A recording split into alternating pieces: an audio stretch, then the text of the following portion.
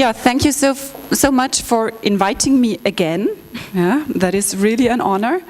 When I prepared for that workshop and that presentation now, I really did a lot of research again. I went through books, I went through the internet, I went through our internal information, and one of the key takeaways, the key learnings was always start with the why. Another thing I've learned is write down your words, because I couldn't remember what I was telling last year. So, yeah, I learned a lot. Well, why me? I could say because I was asked, but that's not everything. It is also that I want to share my learnings from the last years with you. And I also want to invite you to, after the talk and in the breaks, just come and join me and give me your inputs, because I want to learn from you as well. I am, in my roles, I am a senior manager in the software development for passenger cars, which means on the one side, who's software developer, hands up? Yeah, still a few, yeah, good. Which means on the one side, software development, as you might know it, means agile, quick delivery schedules, S-driven approach, classical software development. But on the other side, for passenger cars, it also has a very, very high demand on safety, security, and availability. Because none of you wants to get into the car and then it doesn't start because it's minus 30 degrees or plus 40 degrees or anything. We want to know which software is in there because we need to trust our car, and we want to be sure that the car is only accelerating if we like it or if it's safe to do so. So a very interesting, ambiguous topic to work in. But that's not all I am, and I've told a lot of my personal experience last time, so I'll not do that in total this time, but join me and just ask questions, yeah? I'm also a mother, and I'm proud of it, and I'm a wife, yeah? And I'm also a skier after 20 years of snowboarding, so things definitely change all the time, they keep changing. But I'm also an associate. I have a superior, and I think I'm not an easy to handle associate, I have to say honestly. Because I simply can't wait for things to happen on their own. I want to change them, I want to do them right away, and I want to do them right now. And I think that's not always easy for the boss. Why did I use Agile transformation as a title? Because Agile sells, yeah? That's definitely a thing, and that was also one of the reasons. And that is also what Dave Thomas, one of the founder of the Agile Manifesto, so really a person that has the right to tell this and to ask this, stated and condemned in his speech from 2015, where he stated, Agile is dead. And it came up from the impression and from the feeling that everyone is using Agile to sell things. And he did not like that, and I dislike that as well. But his speech was really great, and you can watch it on YouTube, yeah? So everyone can refer to it herself or himself. What he said in his speech, it again showed that this Agile you can use for everything, because it just made it up with 4 simple steps. And I really like that definition, and I would like to stick to that definition of Agile for at least my talk right here, right now. And this is first step, find out where you are. Second step, take a small step towards your goal. Just do it. Yeah?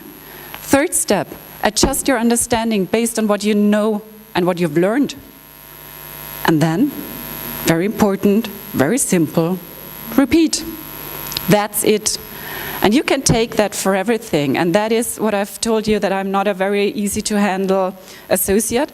That's what I want to do. I want to keep on moving, keep on starting, keep on trying new things, and keep on changing the environment which I like or which I like to create.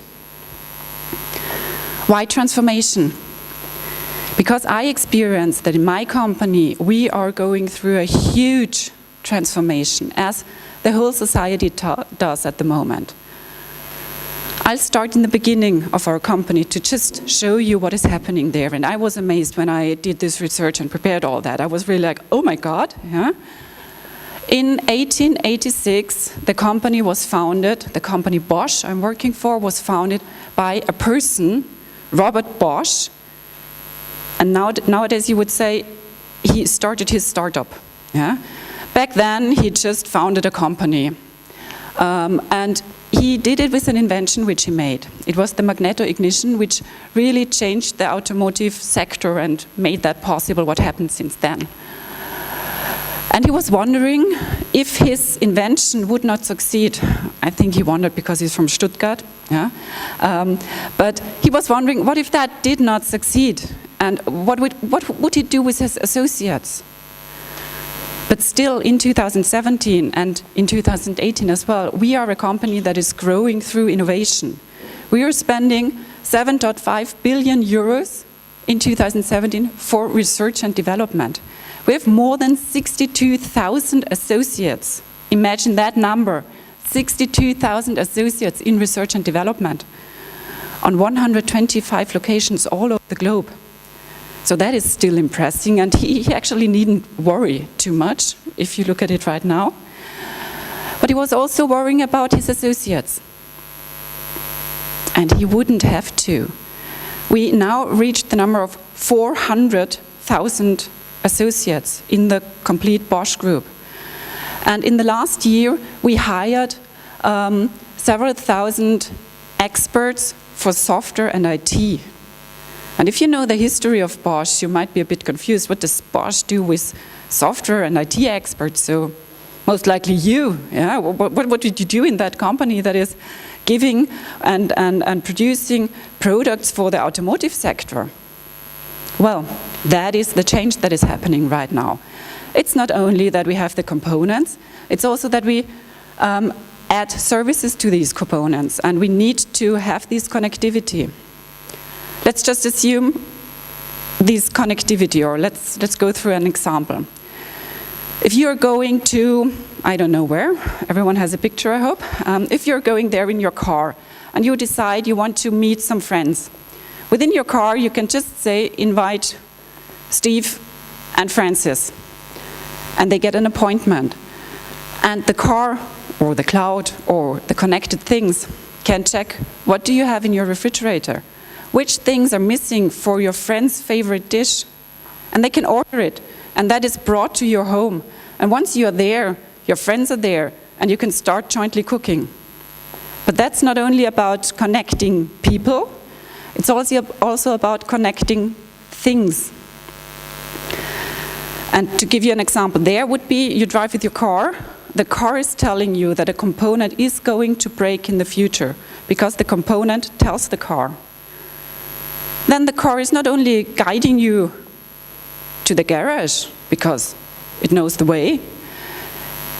If you stand there and get out of the car, you just lock it by your mobile phone, and the car is driving to the parking slot on its own. And the people from the garage could get there, repair everything. You can, in the meantime, not only stand there and wait for them to do that, you can just take an e-scooter and go home to reach in time to meet with your friends. So these are all things that are happening at the time, and these are all changes that are going up. But it's this digital transformation is happening right now. We are almost there with all these examples which I've given to you. But it's not only about going somewhere and meeting some friends. That's not the only scope we are focusing on, or we are trying to solve. We are also thinking about solutions for the urbanization which is happening. All people are moving to the cities, and you need to have mobility in there. So we just recently joined a cooperation with a startup in America, which is supporting and providing car sharing for communities, which is pretty good, because a community like a company or a university, all these people which are in that community have one thing in common. They need to get there in the morning, and they want to get home in the evening, which is pretty good for sharing a ride.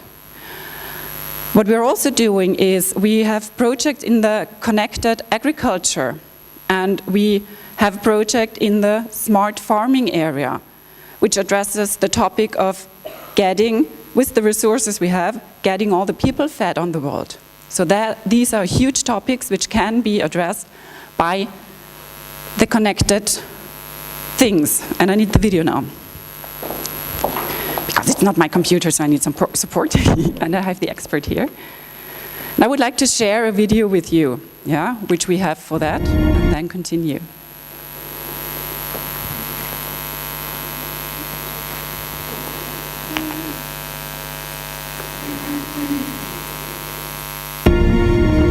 How do you make a mark on the world? And as a company, how do you make a mark that lasts? We at Bosch want to make a mark by creating beneficial solutions. Solutions that are designed around people and their needs. To enhance living standards in cities and communities across the globe. I want to get where I'm going safely. And as quick as possible.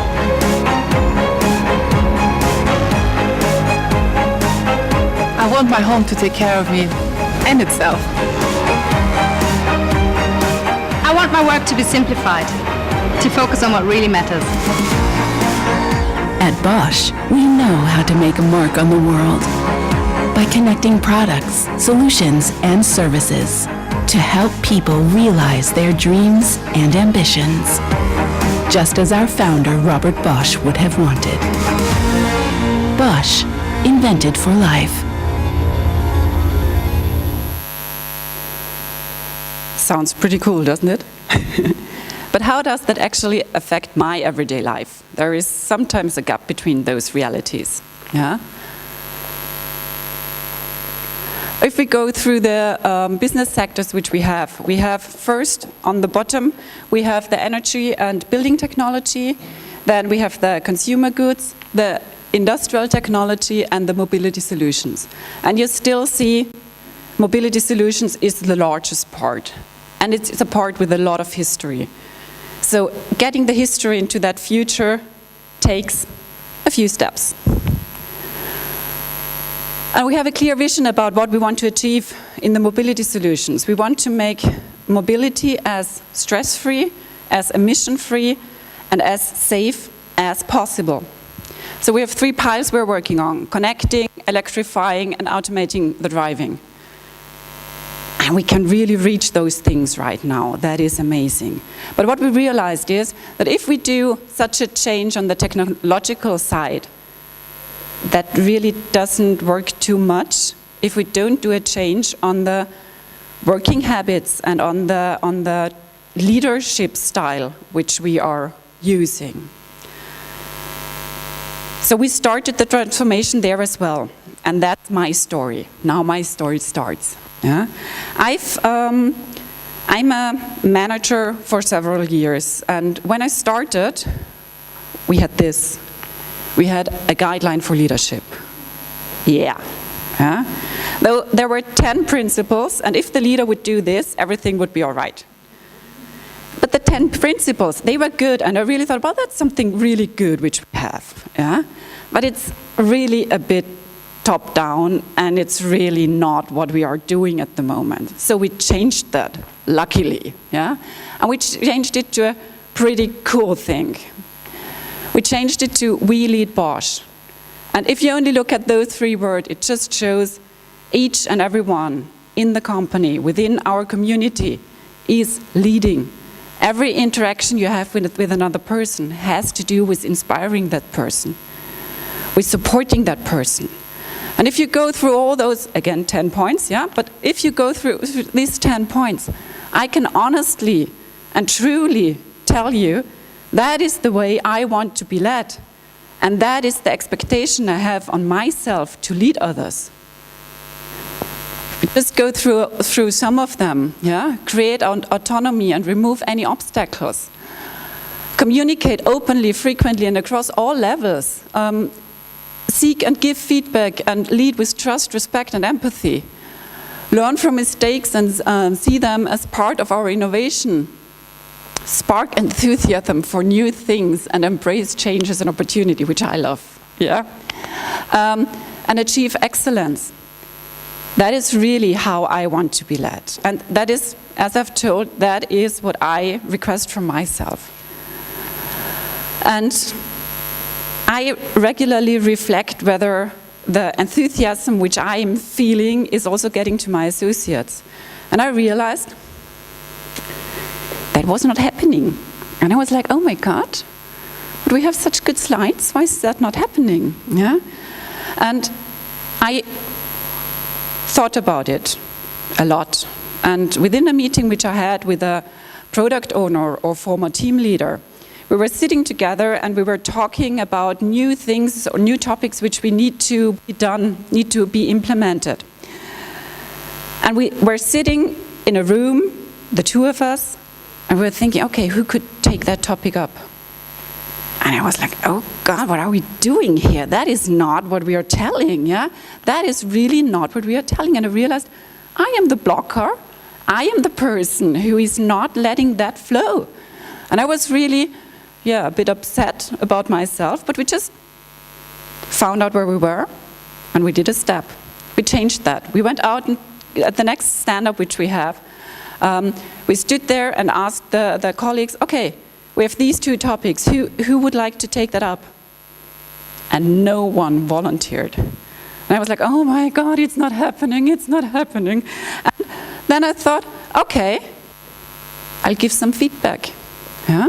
And I gave feedback and I spoke to persons who knew they could do it and asked them, well, why did you not apply for it?